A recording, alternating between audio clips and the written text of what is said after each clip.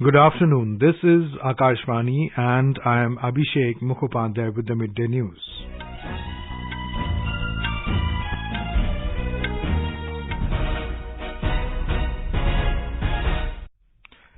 The headlines. Prime Minister Narendra Modi conferred with the Lokmanya Tilak National Award for his outstanding contribution towards country's progress. Both houses of parliament continue to face disruption over Manipur violence issue.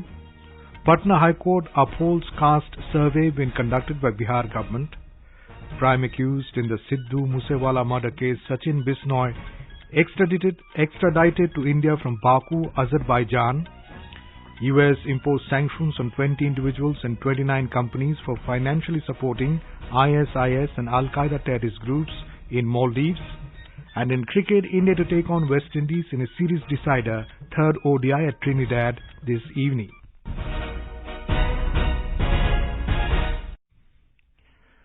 Prime Minister Narendra Modi was conferred the Lokmanya Tilak National Award for his outstanding contributions towards the progress of the country.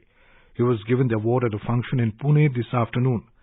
Speaking on the occasion, Mr. Modi said he feels honoured to receive the award named after Lokmanya Tilak, who was at the forefront of India's freedom struggle.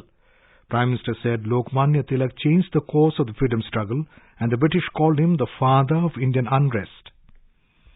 Lokmanya में युवाओं की प्रतिभा पहचानने की जो दिव्य दृष्टि थी, इसका एक उदाहरण हमें वीर सावरकर से जुड़े घटनाक्रम में मिलता है। उस समय सावरकर जी युवा थे। तिलक जी ने उनकी क्षमता को पहचाना।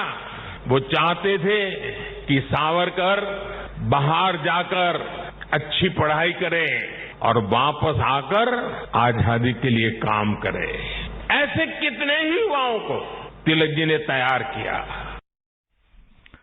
Mr. Modi said Lokmanya Tilak had his unique ability to identify young talent and Veer Savarkar was one such example. Prime Minister said Tilak realized the capability of Veer Savarkar and was instrumental in his education abroad. Mr. Modi said trust on each other will make us strong and development is impossible if there is an atmosphere of mistrust. मैं trust deficit से trust surplus तक की देश की यात्रा के बारे में बात करूं। आज भारत में ट्रस्ट सरप्लस पॉलिसी में भी दिखाई देता है और देशवासियों के परिश्रम में भी झलकता है। बीते 9 वर्षों में भारत के लोगों ने बड़े बड़े बदलावों की नींव रखी, बड़े बड़े परिवर्तन करके दिखाए।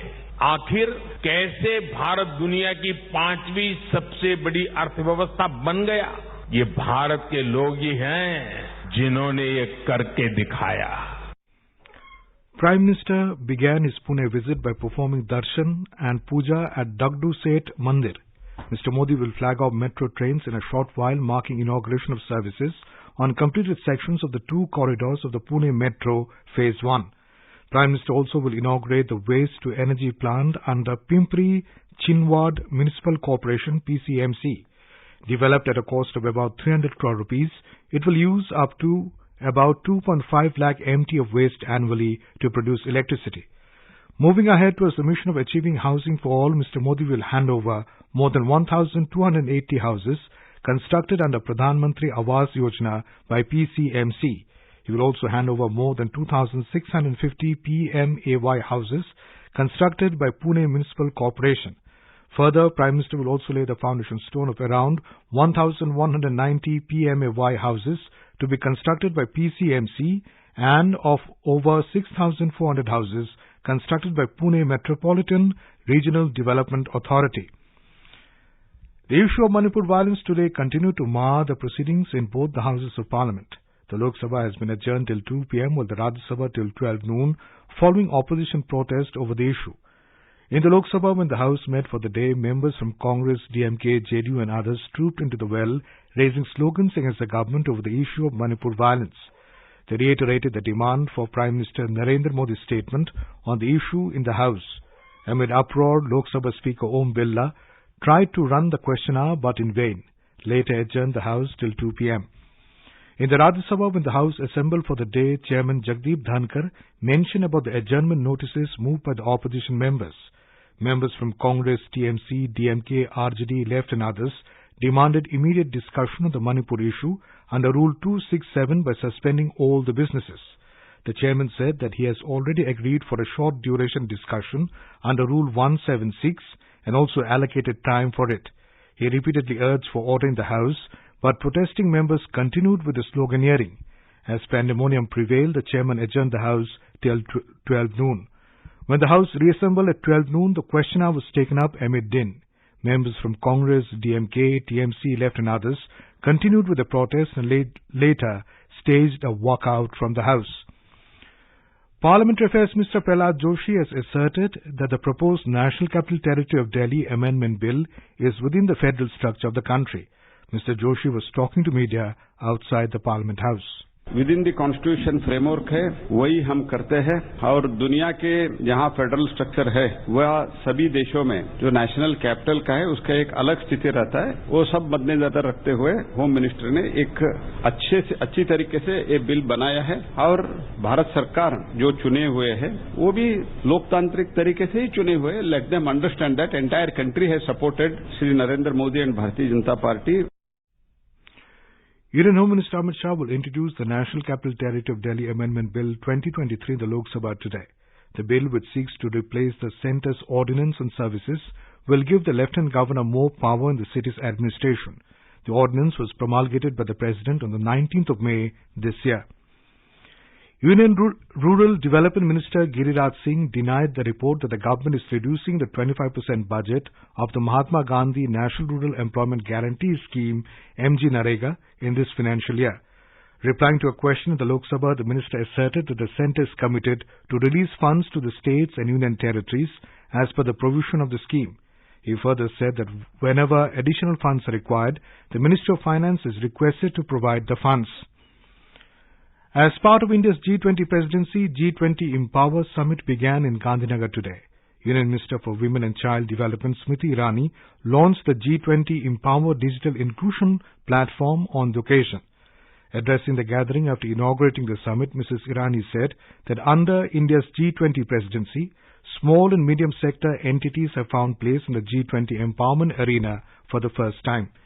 Stressing upon the need to increase the participation of women in the workforce, the minister said India is witnessing a revolution in financial inclusion sector and contribution of local self-help groups in the Indian economy. This is Akashvani giving you the news. For quick news updates around the clock, follow us on our Twitter handle at AIR News Alerts. The Patna High Court has upheld the caste survey been undertaken by Bihar government. A bench of Chief Justice K. Vinod Chandran and Justice Partha Sarthi delivered the verdict today on various petitions challenging the caste-based survey. The survey is slated to be carried out in two phases. The first phase, under which a household counting exercise was taken up, was conducted in January this year. The second phase of the survey commenced on April 15th, focusing on gathering data related to people's caste and socio-economic conditions. Prime accused in the Sidhu Musewala murder case, Sachin Bishnoi, alias Sachin Thapan, has been extradited to India from Baku, Azerbaijan. Delhi Police Special Cell Commissioner AGS Dhaliwal informed this today. A relative of the notorious gangster Lawrence Bishnoi, Sachin has been absconding after the sensational murder of Musewala in May 2022. Sachin Thapan alias Sachin Bishnoi को Baku Azerbaijan से extradite करके लाया गया है। जैसा कि आप जानते हैं कि 29 मई 2022 को सिद्धू मूसेवाला की हत्या के बाद 2 दिन लेटर ऑन सचिन थापन ने इलियस बिश्नोई ने चैनल को कॉल करके बोला था, रिस्पॉन्सिबिलिटी ली थी और ओन अप किया था और एक तरीके से डेयर किया था। तो तब से लगातार पिछले 1.25 साल से स्पेशल सेल का एक बहुत ही ऑर्गेनाइज्ड एफर्ट चल रहा था।